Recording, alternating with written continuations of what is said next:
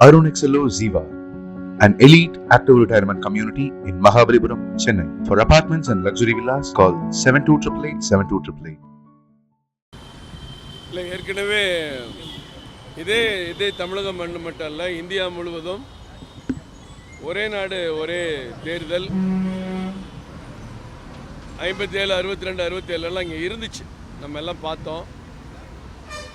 காங்கிரஸ் கட்சியினுடைய ஜனநாயக விரோத போக்கு ஏறத்தாழ இந்தியாவில் 54 முறை மாநில அரசுகளை கலைத்தது. சில மாநிலங்கள் இரண்டாக பிரிக்கப்பட்டது. இதன் காரணமாக அந்த தேர்தல் நடத்துகிற முறையே மாறிவிட்டது. ஒரே நாடு ஒரே தேர்தல் நடத்துவதனால என்ன பிரச்சனை? ஒருவேளை இப்போ ஆளுகிற மாநிலங்கள், இப்போ தமிழ்நாட்டுக்கு இன்னும் 2 வருஷம் இருக்குது, இடையிலேயே ஆட்சி போயிடுமா?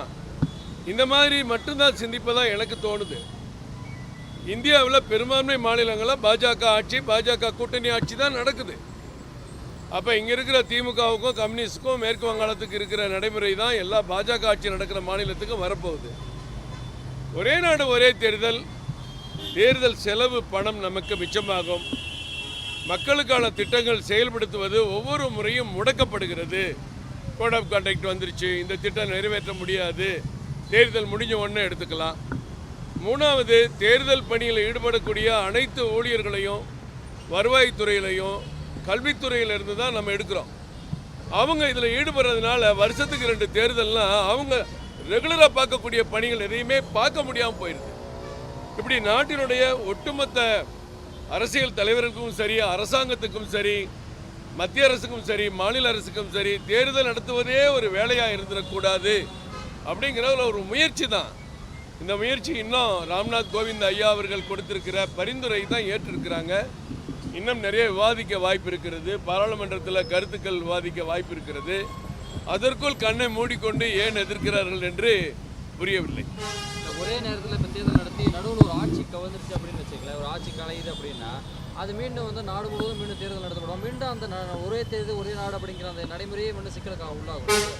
எல்லா நேரமும் எல்லா நம்ம குடும்பத்திலையும் சரி, பொது வாழ்க்கையிலையும் சரி, இப்படி நடந்தால் என்ன ஆகுன்னு நினச்சா வாழ்க்கையே கிடையாது. ஒரு தேர்தல், ஒரு மாநில அரசு இடையிலே அவர்கள் கவிழ்ந்தாலோ, நம்பிக்கையில்லா தீர்மானத்தில் ஆட்சி இழந்தாலோ மீண்டும் தேர்தல் நடத்தப்படும். ஆனால் அந்த தேர்தல் மீதம் இருக்கிற காலத்திற்கு மட்டும் நடத்தப்படும்னு தெளிவாக குறிப்பிட்டிருக்காங்க. இதெல்லாம் விவாதம் தானே, எல்லாத்துக்குமே ஒரு ரெமெடி இருக்குல்ல. இந்த பிரச்சனை வந்தால் என்ன செய்வது இவங்களுக்கு கேட்கலாம், அவங்களும் சொல்லலாம். நாடு முழுவதும் ஒரே நாளில் சட்டமன்றத்துக்கும் பாராளுமன்றத்துக்கும் தேர்தல், அடுத்த 100 நாட்களில் உள்ளாட்சிக்கு தேர்தல், இது எல்லாத்துக்கும் சேர்ந்து ஒரே வாக்காளர் பட்டியல். நீங்கள் யோசிச்சு பாருங்கள், நம்ம நாட்டில் மற்ற வேலையை நிம்மதியாக பார்க்கலாம். அந்த தேர்தல் வேலையை முடிச்சுட்டு அதை நம்ம ஒரு சீர்திருத்தம், ஜிஎஸ்டி சீர்திருத்தம் கொண்டு வந்தால் அதை குறை சொன்னீங்க.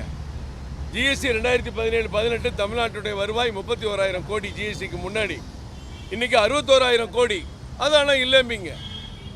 சிஏஏ குடியுரிமை திருத்த சட்டம், இந்தியாவில் பெரும்பான்மையாக இருக்கக்கூடிய மக்கள் சுற்றி இருக்கிற நாடுகளில் சிறுபான்மையாக இருக்காங்க, அவங்களுக்கு உதவ முடியுமா அப்படின்னு பார்த்தா அதை எதிர்ப்பீங்க. காஷ்மீரில் பயங்கரவாதத்தை ஒடுக்கிறதுக்கு 370 சலுகை தான் காரணமாக இருக்குது, அதை ரத்து பண்ணால் அதை எதிர்ப்பீங்க. டிமானிட்டைசேஷன் பண மாற்று திட்டம், கருப்பு பணத்தை ஒழிக்கிறதுக்கு, கள்ள பணத்தை ஒழிக்கிறதுக்கு ஒரு திட்டம் கொண்டு வந்தால் அதை எதிர்ப்பீங்க. எல்லாத்தையுமே எதிர்க்கிற மாதிரி ஒரே நாடு ஒரே தேர்தலை எதிர்க்கிறீங்க. நாட்டுக்கு எது நல்லதோ அதோ மத்திய அரசும் மோடி அரசும் கொண்டு வருகிறார்கள். இதை விவாதிக்கிறதுக்கு நிறைய வாய்ப்பு இருக்குது. பொதுமக்கள் என்ன நினைக்கிறாங்கன்னு பார்க்கணும். சார் என்ன சார்?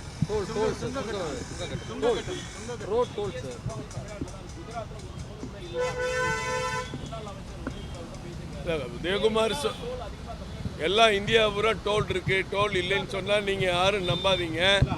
நீங்கள் அதிகமாக இருக்குது, பீரியடு முடிஞ்சதை மூடணும், அதை கண்டிப்பாக நாங்களும் அதை நாங்கள் எதிர்க்கலை. ஒரு காலாவதியான பீரியடனுடைய இருக்கக்கூடிய டோல்களை மூட வேண்டும் எங்கள் தலைவரும் சொல்லியிருக்காங்க, அந்த கருத்தையும் மேலே தெரிவிச்சிருக்காங்க. டோல் இந்தியா பூரா இருக்குது. டோல் எதுக்கு வந்ததுன்னு உங்களுக்கு தெரியும்.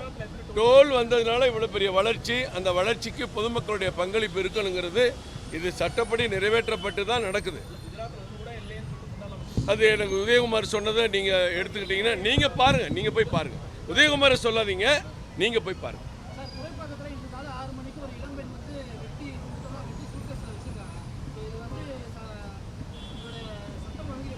இல்லை இதெல்லாம் நடக்கலைன்னா தாங்க ஆச்சரியப்படணும்.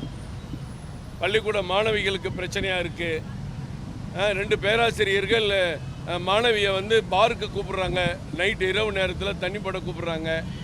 மாணவர்களை நேற்று பாளையங்கோட்டையில் பார்த்தீங்கன்னா ஆசிரியர்கள் மாணவர்களை தவறாக பயன்படுத்துறது கூப்பிட்ருக்காங்க. எவ்வளவோ நேற்றுக்கு முன்தினம் ஒரு பெண்ணை கூட்டியல் பாலியல் பலாத்காரம் பண்ணியிருக்காங்க கடலூர் பகுதியில். எல்லாம் தினசரி படுகொலை ஒரு பக்கம் நடந்துக்கிட்டு இருக்கு, என்கவுண்டர் ஒரு பக்கம் நடந்துகிட்டு இருக்கு. ஒரு முன்னாள் தேசிய கட்சியினுடைய முன்னாள் தலைவராக இருக்கிற ஆம்ஸ்டாங் அவர்கள் இறந்த பிறகு 28 கொலை நடந்திருக்கு. அவர் படுகொலைக்கு பிறகு 28 கொலை நடந்திருக்கு. இதெல்லாம் மறைக்கிறதுக்கு தான் நாங்கள் இதை பற்றி பேசுகிறோம். இதெல்லாம் மறைக்கிறதுக்கு தான் நான் பிஎம்சி ஸ்கூலில் பணம் வரலன்னு பேசுவோம். இப்போ இந்த கேந்திரிய வித்யாலயம் அம்மா கேட்டிருக்காங்க, இடம் தமிழ்நாடு கவர்மெண்ட்டு கொடுக்க முடியாது, சென்ட்ரல் கவர்மெண்ட்டு இடம் கொடுக்க முடியாதுன்னா நீங்கள் நாங்களே இடம் 5 ஏக்கர் ஃப்ரீயாக தரேன்னு ஒரு அறக்கட்டளையிலேருந்து கேட்டு வாங்கி கொடுக்குறாங்க. பக்கத்தில் இருக்க கர்நாடகாவில் 51 கேவிஏ பள்ளிகள் இருக்குது. ஆனால் தமிழ்நாட்டில் 32 தான் இருக்குது. மீதி எல்லாம் 11 மாவட்டத்தில் கேவிஏ பள்ளிகள் இல்லை. அதெல்லாம் வரலாம், நவோதயா பள்ளிகள் வரலாம். இதுக்கெல்லாம் தமிழ்நாடு அரசு முட்டுக்கட்டையாக இருக்காங்க. இந்த பள்ளிக்கூடத்துக்கு இவங்க ஒரு ரிக்வஸ்ட் கொடுக்கணும் மத்திய அரசுக்கு. இவங்க எல்லாமே ரெடி பண்ணிட்டாங்க, தற்காலிக வகுப்பறைகள் கூட ரெடியாக இருக்குது, நீங்கள் உடனே ஆரம்பிக்கலாம் அப்படின்னு தமிழக அரசு சொல்லணும். ஆனால் நேற்றைக்கு அமைச்சர் மகேஷ் பொய்யாமொழியை பார்த்துருக்காங்க, அவர் செய்கிறேன்னு தான் சொல்லியிருக்கிறாரு. இருந்தாலும் ஏற்கனவே கவர்னர் அப்பாயின்மெண்ட் வாங்கினதுனால அவருக்கும் ஒரு தலைமை நிர்வாக அதிகாரி அவரும் சொல்லட்டுங்கிறதுக்காக அவர்கிட்ட கொடுத்துருக்காங்க. படுகொலை சம்பவங்கள் நீங்கள் தினசரி காலை பத்திரிகை திறந்தீங்கன்னா, தொலைக்காட்சி செய்திகளை பார்த்தீங்கன்னா தினசரி 2-3 கொலைகள் இருக்கிறத இங்கே யாருமே நம்ம மறுக்க முடியாது. அதை பற்றி இங்கே பேச நான் நேரம் இல்லை. ஏன்னா இவங்க பவள விழா நடத்துறதுலையும் துணை முதல்வரை பற்றி பேசுறதுலையுமே திமுக காரங்களுக்கு பொழுது போயிட்டு இருக்கு.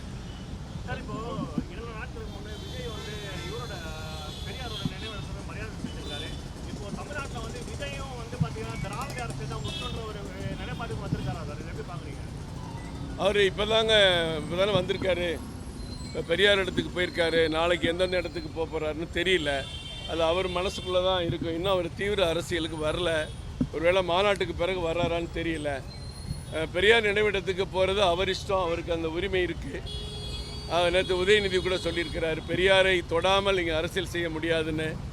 பெரியாருக்கும் அவங்க திராவிட அரசியலுக்கும் சம்மந்தம் இருக்கலாம், தேசிய அரசியலுக்கும் பெரியாருக்கும் எந்த சம்மந்தம் இல்லை. எங்களுக்கெல்லாம் அவரை தொட வேண்டிய அவசியம் இல்லை. தமிழ்நாடு ஆன்மீக பூமி, இது உலகத்தில் எவராலையும் மறுக்க முடியாது. இங்கே வாழ்ந்த மன்னர்களுக்கு மாளிகைகள் கிடையாது, ஆனால் அந்த மன்னர்கள் கட்ட கோபுரங்கள் தான் வான் உயர இங்கே நிலைத்து நிற்கிறது. இந்தியா மட்டுமல்ல, உலகத்தில் தமிழகத்தில் இருக்கிற அளவிற்கு ஒரு ஆன்மீக கோபுரங்கள், ஆன்மீக பழக்க வழக்கங்கள், ஆன்மீக திருவிழாக்கள் உலகில் எங்கேயுமே இல்லை. இது ஆன்மீக பூமி, பெரியார் பூமி இல்லை.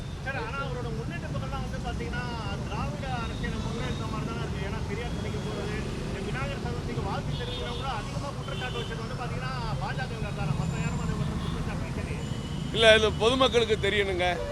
நாங்கள் மட்டும் குற்றச்சாட்டு வச்சு பிரயோஜனம் இல்லை. எல்லா பண்டிகைக்கும் நாங்கள் வாழ்த்து சொல்கிறோம். கிறிஸ்துமஸ் விழாவுக்கு பாரத பிரதமர் அவர்கள் தன்னுடைய இல்லத்தில் கூப்பிட்டு கிறிஸ்துவ தலைவர்கள், கிறிஸ்துவ மக்களுக்கு விருந்து கொடுக்குறாங்க. நேற்றைக்கு கவர்னர் அவர்கள் வேளாங்கண்ணி மாதா கோயிலில் போய் மண்டிட்டு பிரார்த்தனை பண்ணுறாரு. கவர்னரை நம்ம குறை சொன்னதுக்காக சொல்கிறேன், சனாதனத்தை பற்றி பேசுகிறாருன்னு சொன்னதுக்காக நான் சொல்ல வர்றேன். எங்கள் தலைவர்கள் எல்லா விழாவும் கொண்டாடுறோம். பாஜகவிலிருந்து கடந்த ஆண்டு மட்டும் ரம்ஜான் நோன்பு 42 இடத்துல திறக்கப்பட்டிருக்கு. 42 முறை ரம்ஜான் நோன்பு திறந்திருக்கோம். ஆனால் நீங்கள் இந்து பட்டியலுக்கு வாழ்த்து சொல்ல கலைஞர் விரும்பலை, ஸ்டாலின் விரும்பலை, அதே வழியில் நானும் போவேன்னு விஜயும் போகிறாருன்னா நம்ம என்ன பண்ண முடியும்? அவங்க வழியில் உதயநிதி போகிறேன்னு சொல்லலாம், பிள்ளையார் சிலையை வச்சுக்கிட்டு பொம்மைங்களாம். ஆனால் விஜய் நான் அப்படி தான் போகிறாராங்கிறது அவங்க பரிசீலிக்கணும், பார்க்கணும். பெரும்பான்மை மக்கள் மனதை புண்படுத்தாதீங்க. நான் இது அரசியலாக பார்க்கல, பெரும்பான்மை மக்களுடைய உணர்வாக பார்க்குறேன்.